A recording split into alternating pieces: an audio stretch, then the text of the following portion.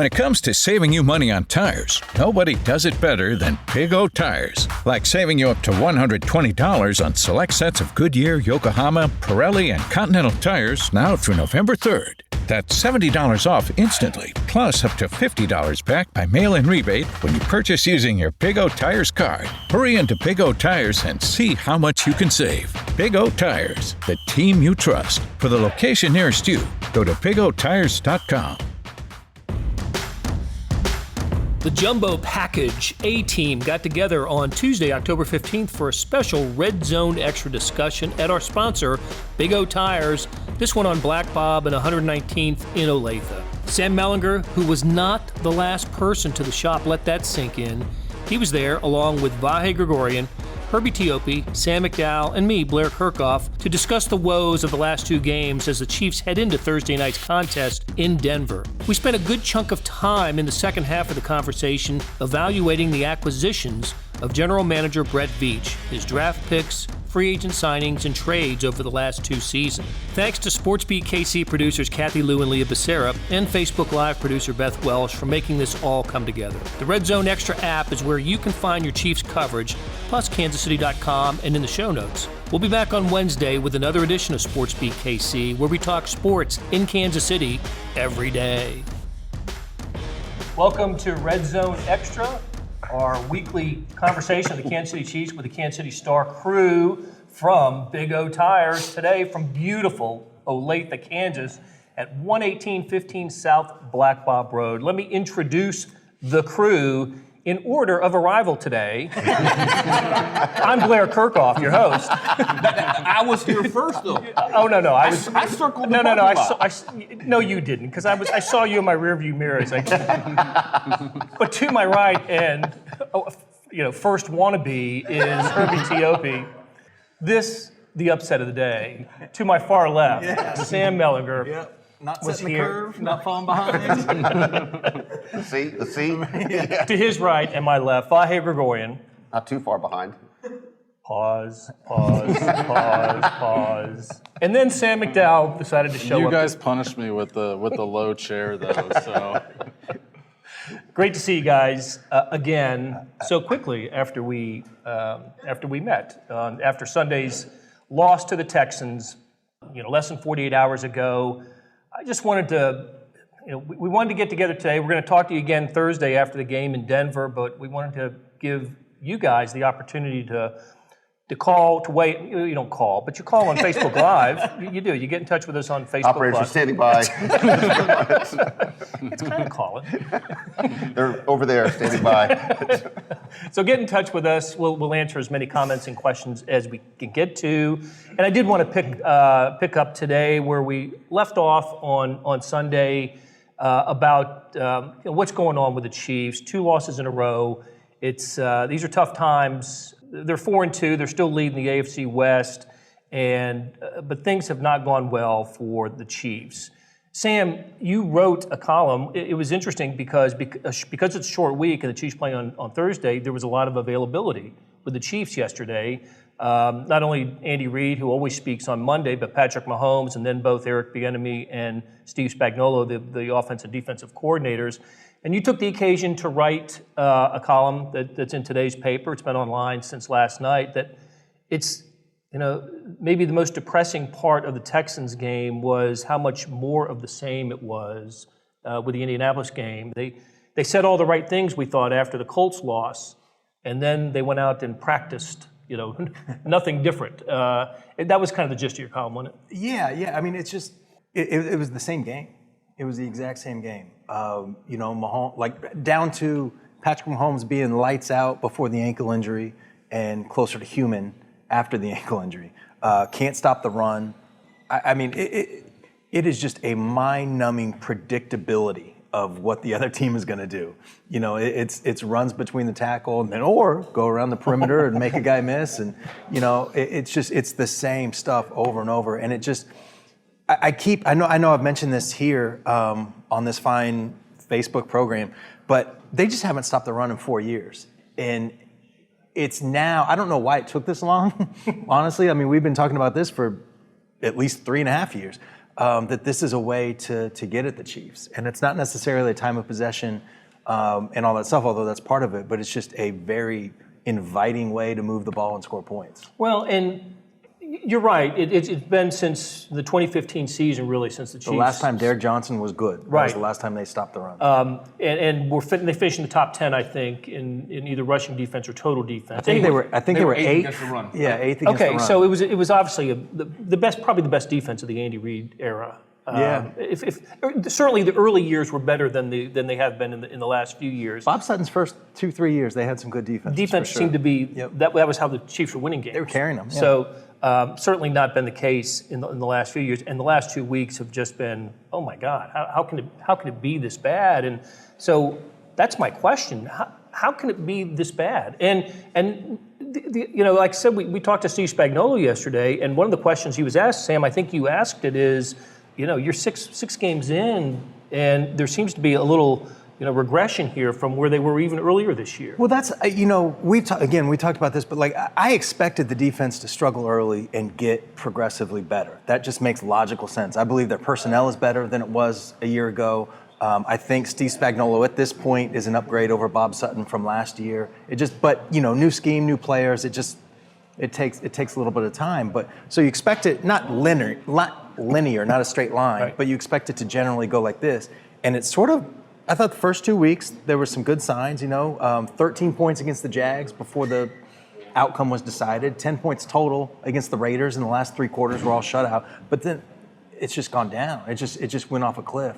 And it's not early anymore. If you see those mistakes, week 1, week 2, week 3, okay, that's fine. And look, this isn't a playoff. We're not talking about like the divisional round or anything, but it's not early anymore. Right. And the other thing, it's scheme or it's personnel. It's one of the two. And Spags, what's he going to say, right? But are you 100% sure you have the personnel to be able to get this fixed? And he says, yes, they work hard, all that stuff. We haven't been questioning their work ethic.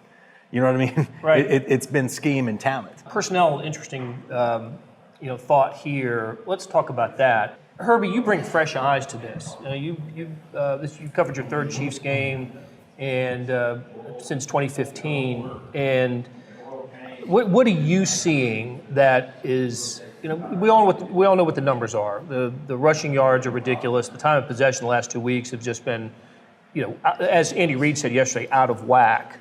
But what are you seeing personnel-wise? Where are they lacking on this defense? It comes down to an identity. I find this interesting because, as you gentlemen know, and for some of the folks who read our work after Sunday's game, I had a chance to talk to Alex Okafor, who I covered in New Orleans. But the thing is, Okafor played last year on the number 2 ranked run defense in the league. And when I think of stout run defense, kind of like what Sam alluded to here, the last year that Derek Johnson was good, you've got those guys who are flying to the football. And not only are they flying to the football, they're making the plays. Too many missed tackles. When I think about this Chiefs linebacker core right now, I'm like, who is the leader amongst that group? And I just can't see it. I don't see it out there through 3 games. I don't see a definitive guy who's going to jump on everyone else. Why aren't you making these plays? Okafor says it's one thing to get to the ball carrier. It's another thing to put your hands on him. It's quite another to violently take him down and make that play. And that's what this defense is lacking right now. Your defensive ends are setting the edge. Your interior linemen are taking up the blockers. The linebackers have to flow to the action. And right now they're flowing to the action, but they're not making the plays. And that's what I'm seeing. That's pretty unacceptable, it seems to me. Yeah. Linebackers, I thought the Texans had a lot of success on the perimeter against the Chiefs on Sunday. And that's the responsibility of Darren Lee. That's, you've got guys that are supposed to, make tackles in that space that weren't making tackles. Even though he ended up with 10, I think he led the team with 10 tackles on. I want to say that maybe Tyron did. Yeah, you're right. But that has to be a concern, though. If your safeties and your cornerbacks are leading the team every week in tackles, one of 2 things are happening. Either they're throwing the ball a lot or there's a lot of running, which we all know over the past month there has been a lot of running. And you don't want your safety, you don't want your cornerbacks leading the team in tackles. That's where your linebackers have to come into play. And again, I just don't see it. Yep. One thing with Lee, and I really don't mean to pick on him because I certainly could have missed other people missing tackles, but I really feel like we've seen him not just miss tackles, but be absolutely in position have the angle, have theoretically the leverage to make the tackle, and then the guy bounces off and he's 10 yards down there. The reason I bring that up is I wonder if that's a fixable thing. Is there something just a little, as Andy Reid would say, out of whack in his technique? Shouldn't he be able to make that play? What's the difference between the guy bouncing off him and him not quite delivering there? I don't really understand. I'm going to kind of throw this out there as a suggestion's probably even too strong of a word, but a few weeks ago we talked about, and I was actually wrong about this. We're not recording this, are we? No, not at all. We'll edit it out. Beth will edit it out. In week 2, we all talked about the Lions and their ability to force fumbles a lot, and I thought it was overstated. And it turns out when we watched the game, they absolutely were making a point to that, to sort of, there's probably this spectrum of be a really good tackling team and then try and punch the football out all the time. And they were way over here, and you thought it made a lot of sense because when you're playing against Patrick Mahomes, try and steal a couple of possessions. This team is such a bad tackling team that I almost wonder if they need to start going more towards this end of the spectrum. And they did have they had takeaways. Yep. But do you just try and punch the ball out and force some turnovers? Because you can't be on this end of the spectrum. You apparently don't have the personnel to be on this end of the spectrum. Or gamble more, Right. or call more, more exotics. Just be different, because what's being, executed now is a massive fail. Massive fail. Yeah, they aren't blitzing that much either. They're not. They really aren't. And I thought that was part of the deal with Spags, right? Yeah, I thought Spag did make a point that there are plays that look to us like not blitzes that actually are, because he they've did come say against that. run plays. But I know there's also some, you can measure everything now, right? But the Chiefs were, I'm not going to quote it exactly because I don't remember exactly, but somewhere in the 20s, somewhere around the mid-20s in blitz percentage in the NFL. They're not doing that. I thought the stunts were going to be a big thing, and I thought that was a place that Frank Clark, he had a lot of success with that in Seattle. And they've been doing a little bit more of it in recent weeks, but it's still not close to what I had expected. I also think that the run game, or their lack of success in stopping the run game, is taken away from their pass rush as well. You've got guys on the edges that you don't really see coming off the edge for, maybe it's fear of creating the hole that's, if you come off the edge, that's going to create on the back end. But that was the one strength of this defense last year. As bad as this defense was, at least they could put pressure on the quarterback, and now that's gone too. Yeah, well, and that was one of the themes going into the weekend was Deshaun Watson was sackable. He had been sacked 18 times this year. Only 4 quarterbacks in the NFL have been sacked more than him. And the Chiefs didn't come close, did they? They No. get 1 or 2 hits on him? 2 quarterback hits. Yeah, just two. But Just 2 quarterback 42, hits. 42 passes, though. They had a lot of chances. Well, but they had given up no sacks the week before, which makes me wonder whether the Texans had shored something up too, although they lost a key player. That was, I saw this, again, you can measure everything. The week before, I forgot who they played, but Falcons. The Falcons. It was the fastest that Deshaun Watson has gotten the ball out in his career, and I think that was part of it. They had some of those against the Chiefs, but I don't think, that didn't seem like a big part of the game plan. I agree. And going into that game, the fine folks at Pro Football Focus ran this for me, and they saw that the Chiefs' opponents had the 6th longest time to throw in the NFL. So that to me is a big problem when teams are taking their time to get the ball out and you're still not getting to them. You're not hitting, you're not hurrying, you're not affecting. And that's not going to get better with the absence of Chris Jones. No. Because that's their guy. That's their pass rushing specialist. They replaced Chris Jones and Xavier Williams with Derek Nottie and who was the other tackle? Saunders. Colin Saunders, the rookie. Neither one known as a pass rusher, just run pluggers. And of course that didn't happen either. So. And you think that Frank Clark's seen a lot of attention with Chris Jones on the field. Yeah. Right. Off the field, it's even greater. I heard he actually graded out well. Frank Clark did on him. Pro Football Focus was in love Loved with him. him. And it was so bizarre because he had 1 tackle in 80-some snaps. On And the maybe- first play was that one very tackle. first play. And it was a great play. I mean, forced fumble, recovered fumble. Forced it and recovered, yeah. Game-changing sort of play, and certainly that has to tilt the scale. But it was an There's 89 a lot rush of- rating, right? Wasn't that? Yeah. run Yeah. defense rating. And yeah. the other thing that you were looking at yesterday that stood out was the worst rated guy on the offense? Yeah, it's Patrick Mahomes. Patrick Mahomes. The where the rubber meets the road pick for somebody last week.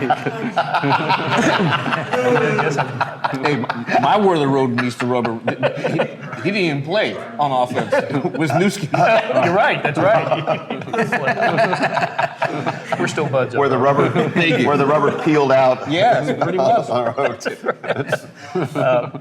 All right, so I mentioned the Jones injury and the one to Xavier Williams. Also, Anthony Hitchens out. And going back to something we were talking about Deshaun Watson. 2 weeks earlier in the loss to the Carolina Panthers, he was effusive in his praise of Luke Kuechly, the linebacker. He said Luke Kuechly took away the middle of the field and just changed the way the Texans could attack the Panthers, and Houston ended up losing that game.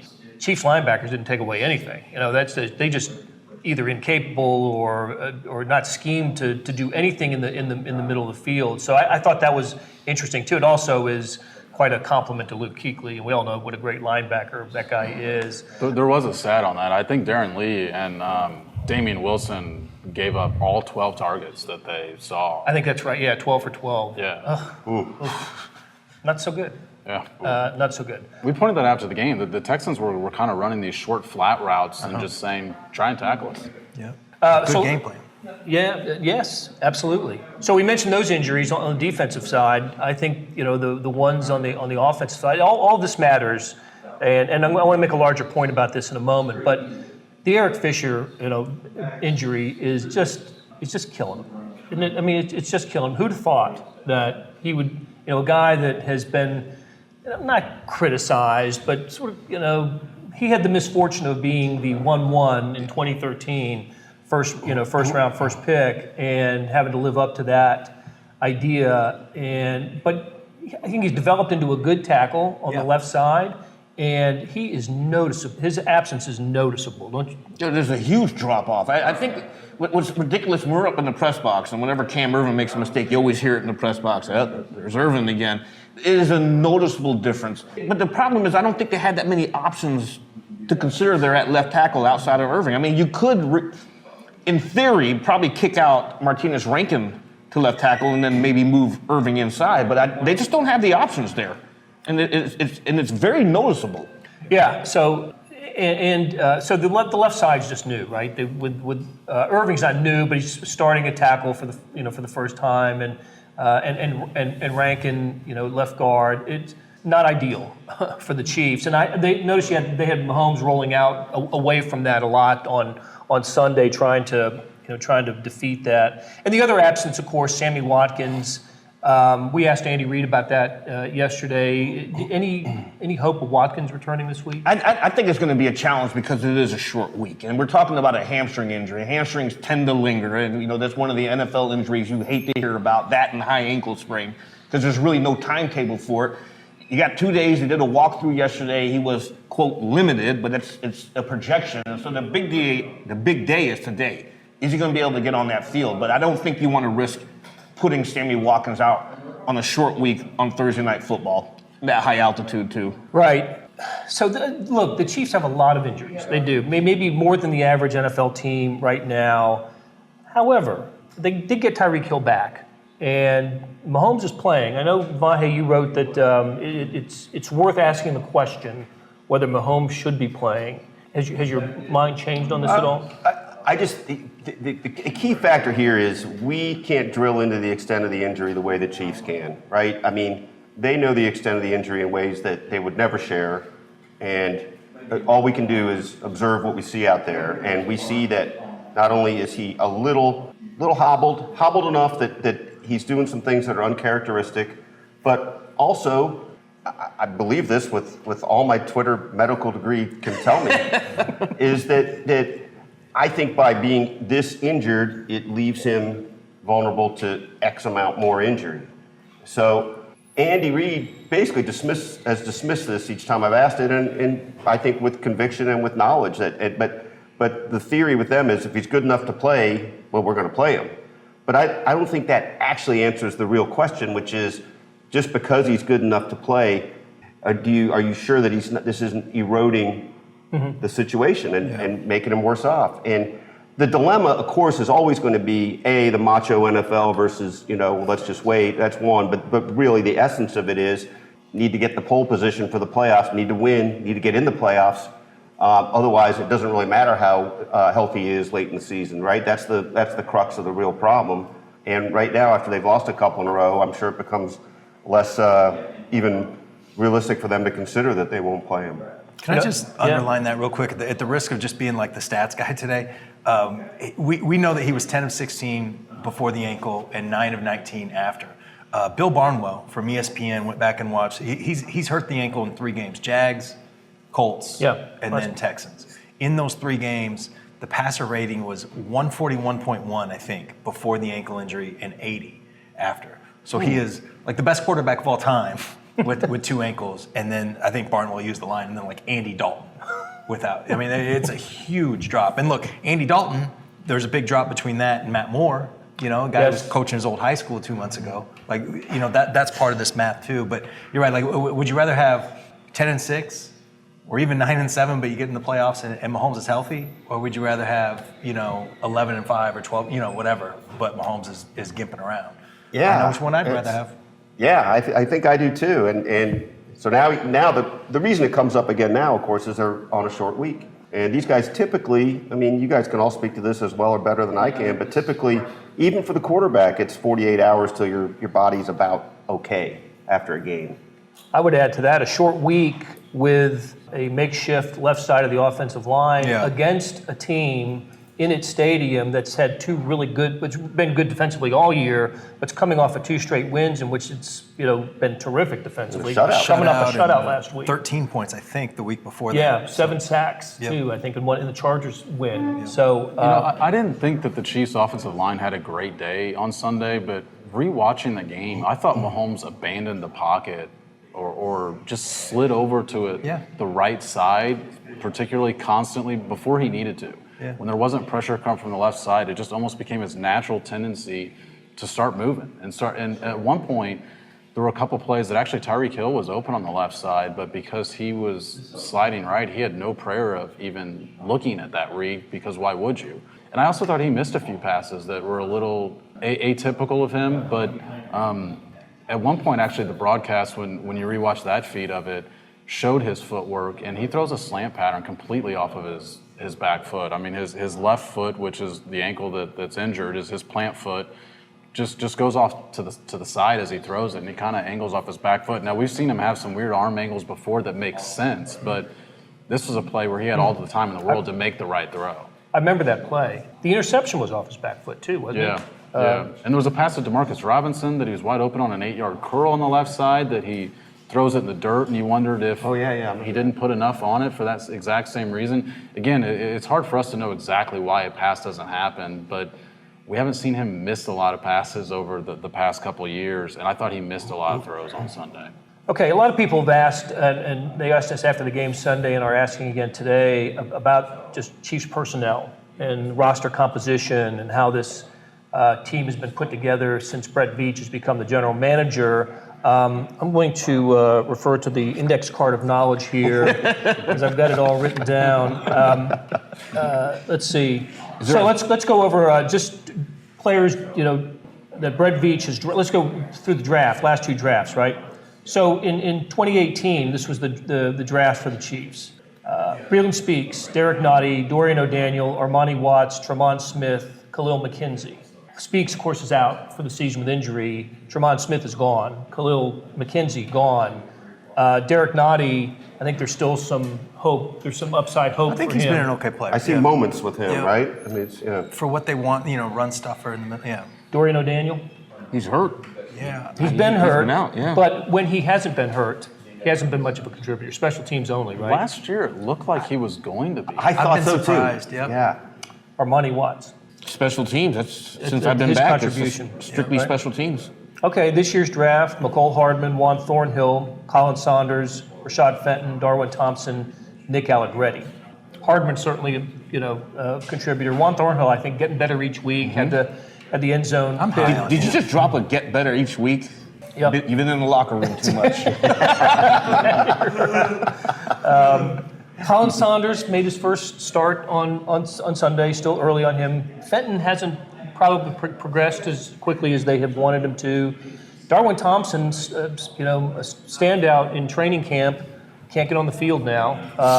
And Allegretti, the second offensive lineman in 2 years they've drafted and really haven't gotten much production if you count. Seems like a red shirt situation. Yeah. Yes, It does. Khalil McKenzie being the other one. Yeah. Okay, and so that's just the, those are the draft picks.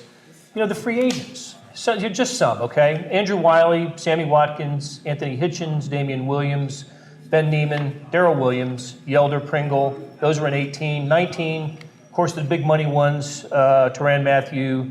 Frank Clark was a trade, but Damian Wilson, Okafor, Rashard Breeland, Blake Bell, Matt Moore, LaShawn McCoy, Morris Claiborne, and then just last week, Wisniewski and Terrell McClain. As I read those names, and we talked about the injuries earlier, and the Chiefs are dealing with a lot of them, is there a comment to be made on the quality of depth here? And this team is, it's always the next man up philosophy, but I don't know. We talk about how much of a turnstile the left side of the offensive line is, and the new linebackers are not getting much production there. Frank Clark, the $63 million man, is not statting well. I think Tyrann Mathieu has been certainly playing well. He's a good player, man. Yep. What's the bottom line here for, what's the comment on Brett Veach and the Brett Veach roster? Yeah, the offensive line depth, I'm not going to knock them for. I don't think anybody has offensive line depth. I don't think most teams have 5 offensive linemen that they feel good about. I'm not going to knock them for that too much. The linebackers is a huge problem. Anthony Hitchens got a contract bigger than, and even I've heard some people defend it within the Chiefs organization. It's kind of like, well, yeah, maybe it's too much money, but it's like going to the airport. And if you got to feed your family, you're paying too much for it, but you got to eat. So it's sort of that. But he hasn't knocked the salary down 25%, and he hasn't lived up to it. Right. I thought Dorian O'Daniel, I thought they had something there. I thought that was going to be a piece that they could move around. Really good athlete. Like I just thought that, and I don't know. From a championship program, you just thought he had the pedigree. Yeah.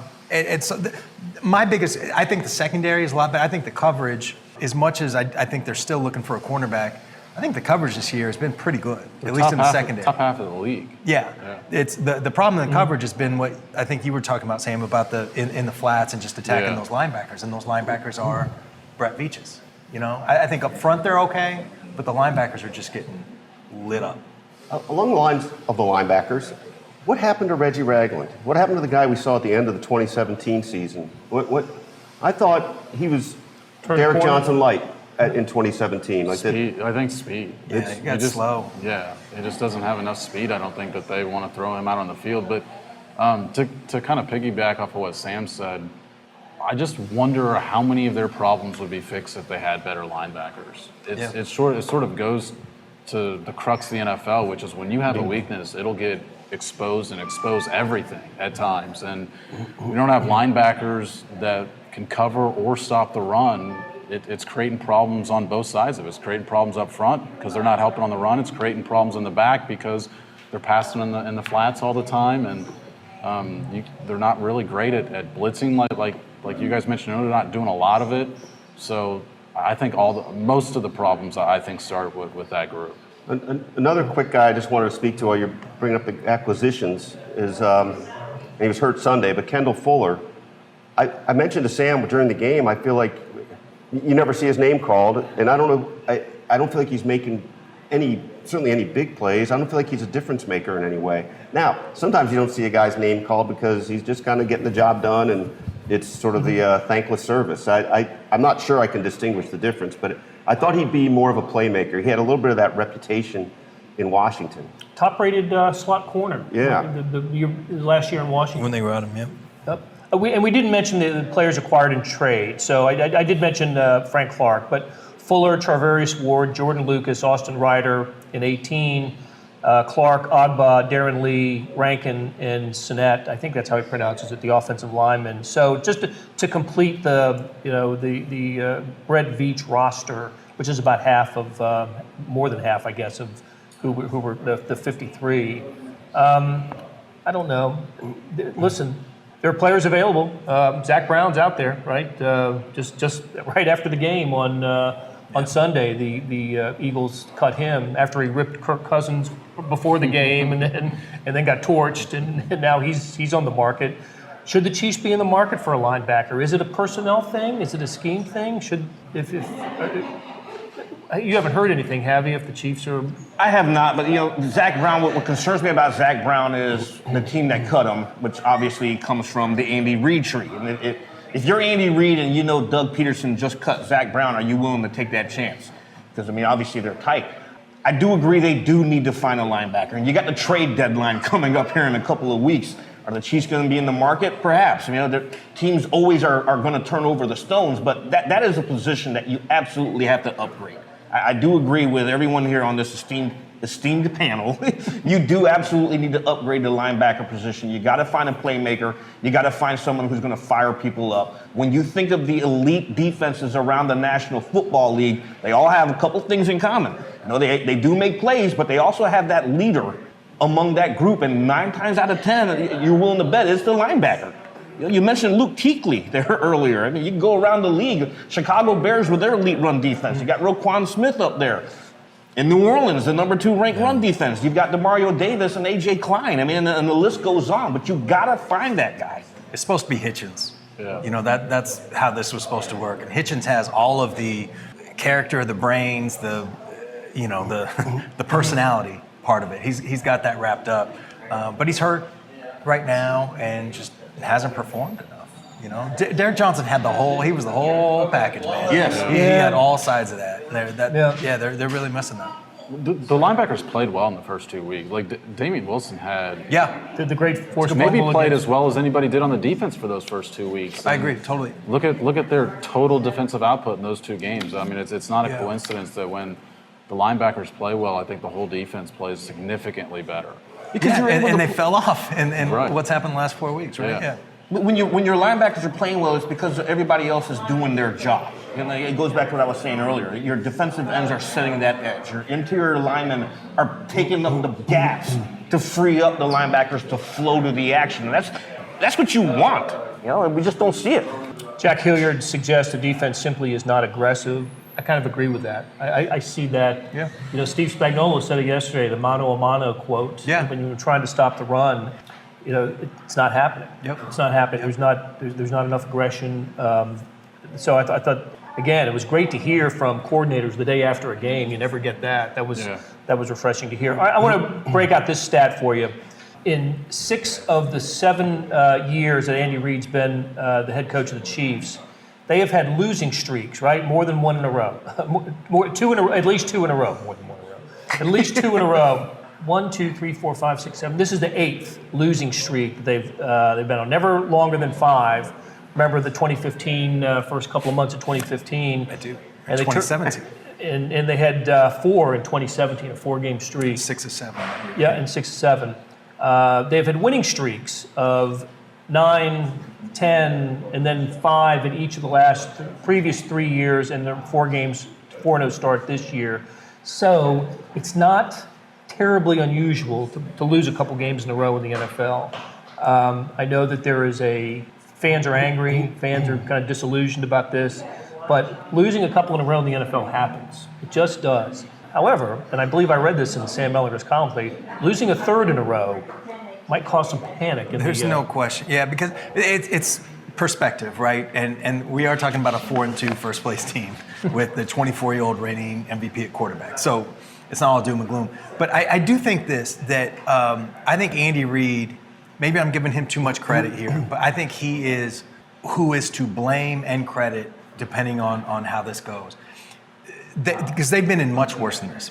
1-5 when we were doing Facebook Live literally in front of a trash can because the Chiefs had just lost because their running back was stripped by a teammate on the final drive. Butt fumble. Yeah. 6 of 7 in 2017. Right? Mahomes. I love that Mahomes referred to that yesterday. Did you see that? He was on obviously that was his first year in the program. He just remarked how special it was to see him crawl out of that. Yep. They actually lost first place late in the season that year. Yep. Had to get it back with a win over the Chargers. Yep. in a prime time game. So I thought that was he's paying attention. And they were hot garbage there, that stretch. That was the stretch that you brought up a couple, the Jets, the Bills, the Giants, I forgot the exact order, but those three. So, and I believe that Andy Reid is not uniquely, but particularly equipped for these moments. Not just his track record brings a certain, people are going to react to him differently than they do other guys, but he's also so steady and he's confident. He treats players like men, all these things. I think he is equipped to deal with this, and I think he's what's going to decide how long this lasts. You know, I looked up some stats yesterday from Super Bowl teams just to kind of see what they go through over the course of the season. And over the last 14 years, 9 of them have lost back-to-back games at some point during the season.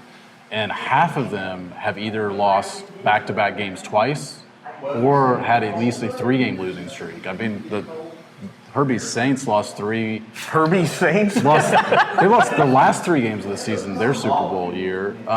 There was a couple other teams lost 4 in a row over the course of the season. So You go through this stuff. You just go through it. I think the Patriots last year got blowed out by the Lions. They lost back-to-back twice. Yeah, they got blowed out by the Jaguars and then blowed out again. They lost 5 games last year. None of those teams made the playoffs. Yeah. But to circle back to that number 3, I think we always make the joke in journalism that twice is a coincidence, 3 times is a trend story. And this one particularly so because think about this too. What's Andy's record against the division? It's like 20-3. It's ridiculous. It's phenomenal. He's got a very good road record. They've hardly been infallible at Arrowhead, but they've been better than most teams on the road. So those two things going together makes you feel like, all right, let's see what happens this week. Then, as Sam said, then you go to complete absolute panic if they lose. I was going to say, but Mahomes 2-5 in primetime regular season games. So he just lost for the first time. That was his first daytime loss the other day. Yes, That was his first daytime loss. I can't make any sense of that. I'm still, that's got to be small sample size, right? I know you generally play better opponents in prime time. Does he have a night vision problem? All right, so we're winding down. So this is the time when we identify where the rubber meets the road. Our players that we think will stand out in the Chiefs game on Thursday night at Denver, along with the rubber meets the road. Let's add a game prediction as well. We've gotten away from that the last couple of weeks. We just assumed the Chiefs were going to win. I would have picked the Texans. Would you have picked the Texans? No, I wouldn't. Yeah, I would have picked the Colts and the Texans. But I don't think the Chiefs are a 3.5-point favorite. And I think the line has stayed the same since. It's been pretty steady, yeah. Okay, so let's do that. Projected star of the game, and the rubber meets the road, and a prediction. Herbie, you're the man. I'm going back to the offensive line. What impressed me the most, even though the Chiefs lost in Week 6, you barely heard J.J. Watt's name, and that's largely because of Mitchell Schwartz. The Broncos are on a 2-game win streak because of their defense, and that defense starts with Von Miller, but I think Schwartz is going to put Miller on lockdown and look for the Chiefs to secure their 8th straight win against the Denver Broncos. That's an amazing stat, too, isn't it? Do they cover? Yeah. Do they cover? I'm going to say they cover. Okay, wow. They cover. Okay, Sam? I was actually going to go with Schwartz, too, but he historically, these last couple of years, has completely silenced one of the absolute best pass rushers in the game. I would guess that Von Miller's least favorite game every year is twice, obviously, but playing against Mitchell Schwartz. So I think Schwartz has a big day. And without Chubb on the other side of the line, the Schwartz matchup is highlighted even further. But I think the Chiefs win, but I actually think that the Broncos cover. I think it's going to be a 3-point game. Okay, and to amplify when the Chiefs signed Mitchell Schwartz, that was the big selling point. He had so much success against Von Miller when the Browns played the Broncos. Bye. I'm going to go with Tyreek Hill because That's a good call. And Mahomes is 3-0 against the Broncos. I foresee them winning, but it'll be tight. I think barely cover, maybe like 28-24. Good vibe place for him. He his first W there. Sam? I was going to go with Mitch Schwartz, too. It's good. No, it's all good. But I'm going to go a little off script then, and I'll go with Andy Heck. Because it's not just, I wonder if they move Vaughn, and flip him to the other side. And I think that with the problems that the Chiefs have had up front and facing, those grown men that the Broncos have, I think they've got to get creative a little bit. And I don't know if that means more time for Anthony Sherman, who really hasn't been part of the offense in recent weeks. Maybe you start chipping with Blake Bell, something like, just something to slow down that off. So I think it's on the coaching staff a little bit to help out that line. Do the Broncos have? I just wonder if Von Miller has too much pride to move. Because that's sort of a. And I feel like he's got veto power a little bit. Yeah. There's rumors of him on the trading block this week. That was Von Miller. I can't see him in anything. They can find interested teams. I think that would be a problem. Yeah. My where the rubber meets the road. Patrick Mahomes. I'm going to go off Patrick Mahomes. What the? This has been Herbie. I'm glad Herbie mentioned this. 8 in a row. Chiefs over the Broncos, or they're going for 8 in a row. Or They're going for 8 in a row. Okay. Yes. So they haven't lost in Denver since 2014. It started in 2015 when Peyton Manning threw 4 interceptions. They had to get him out of the game. I remember that Yeah, game. they thought he was done. They benched him. Goofy things have happened to the Broncos against the Chiefs there. This was the Tyreek Hill breakout game where he had many, but this was a game where he and DeAnthony Thomas held hands going into the end zone on one of the returns. And Left-handed pass game. Charkandrick West with down the seam. Yes, Yep. down the seam. And Patrick Mahomes was first start and first victory. My rubber meets the road pick is Harrison Butker, the kicker, because in 2 of those wins, they needed a field goal at the gun to win the game. Cairo Santos off the upright one of those years. Yeah. Primetime game. Missed. That's right. Yes. That picture. Yes, he did. That's right. And then, of course, Butker in the Mahomes start won the game with a walk-off field goal. So I'm going to go with Butker. This offense still, I see him having problems in the red zone too, stalling out, and I can see Butker getting on the field a lot for field goals here. So that'll do it for us here at Big O Tires in Olathe. Thanks to everybody. Beth, appreciate it. To Jack and Ann, thanks for coming by. I know you live in Olathe. It's great to see you guys. We will talk to you again after the Chiefs-Broncos game Thursday night on Red Zone Extra. Hey, it's Blair. Hey, we have a special subscription offer for SportsBeat KC listeners, unlimited digital access to the Kansas City Star's award-winning sports coverage. Sign up now for 1 year of Sports Pass for access to all the sports news, features, and columns we have to offer. And it's only $30. That's a 40% savings off our regular rate. For your convenience, your subscription will automatically renew after the initial term at $50 unless you tell us to cancel. A lot of subscription services won't tell you that. They'll just sneak it on there. We just told you. Your subscription helps support the sports coverage of kansascity.com and the Kansas City Star. Please visit kansascity.com/SportsBeatKC offer to get this special offer. And as always, thanks for listening.